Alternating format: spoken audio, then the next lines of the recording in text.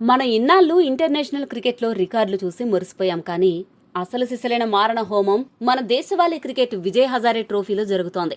రాంచీ, అహ్మదాబాద్ స్టేడియాల్లో ఈ రోజు జరిగిన విధ్వంసం చూస్తే బౌలర్లు క్రికెట్ ఆడడం మానేసి హిమాలయాలకు వెళ్లిపోవాలని డిసైడ్ అయిపోతారు. ఒక పక్క 14 ఏళ్ల పిల్లాడు ప్రపంచ రికార్డులు బద్దలు కొడుతుంటే మరోపక్క మన ఇషాన్ కిషన్ కింద పడి లేచిన బంతిలా కర్ణాటక బౌలర్లను ఉతికి ఆరేశాడు. అసలు గ్రౌండ్లో బ్యాటర్లు ఉన్నారా లేక బాహుబలి సినిమాలో కాలకేయులు ఉన్నారా అన్నట్టు ఈ ఇద్దరూ రెచ్చిపోయారు. మొదట మనం చిచ్చరపిడుగు వైభవ్ సూర్యవంశీ గురించి మాట్లాడుకోవాలి.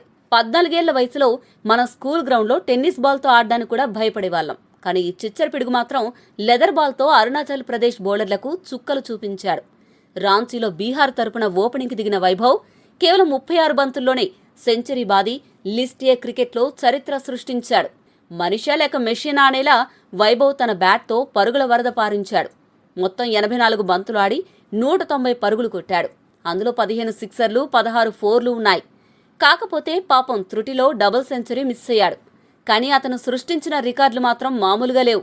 సాక్షాత్తు మిస్టర్ 360 ఏబీ డివిలియర్స్ రికార్డుని ఈ 14 ఏళ్ల కుర్రాడు బ్రేక్ చేశాడు.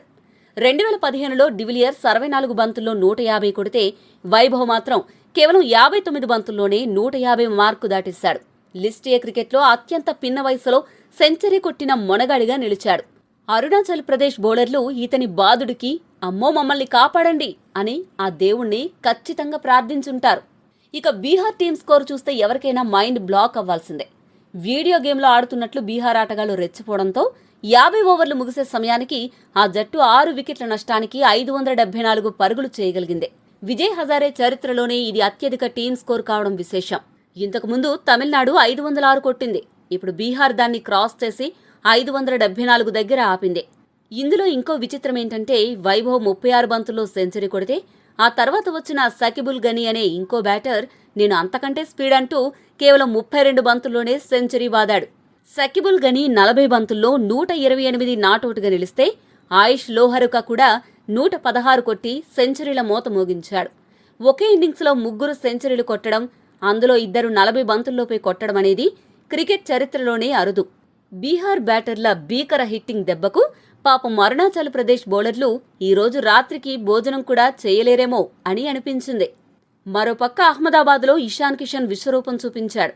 వరల్డ్ కప్ స్క్వాడ్లో చోటు దక్కిందన్న ఆనందమో లేక ఇన్నాళ్ళు టీంకి దూరంగా ఉన్నానన్న కోపమో తెలియదుగాని కర్ణాటక లాంటి బలమైన బౌలింగ్ లైనప్ ని చీల్చి చెండాడాడు. జార్ఖండ్ తరపున ఆడుతున్న ఇషాన్ కేవలం 33 బంతుల్లోనే సెంచరీ పూర్తి చేశాడు. 39 బంతుల్లో 125 పరుగులు చేసి అవుట్ అయ్యాడు. ఇందులో ఏకంగా 14 సిక్సర్లున్నాయంటే బాల్ గ్రౌండ్లో కంటే గ్యాలరీలోనే ఎక్కువసేపు ఉందన్నమాట. ఇషాన్ విధ్వంసంతో జార్ఖండ్ టీం కూడా 412 పరుగుల భారీ స్కోరు చేసింది. ఇషాన్ బ్యాటింగ్ చూస్తుంటే వస్తున్నా వరల్డ్ కప్లో కథ వేరే ఉంటుంది అని వార్నింగ్ ఇచ్చినట్టు అనిపించింది. మొత్తానికి ఈరోజు విజయ్ హజారే ట్రోఫీలో బౌలర్లకి బ్లాక్ డే, బ్యాటర్లకు మాత్రం బ్లాక్ బస్టర్ డే.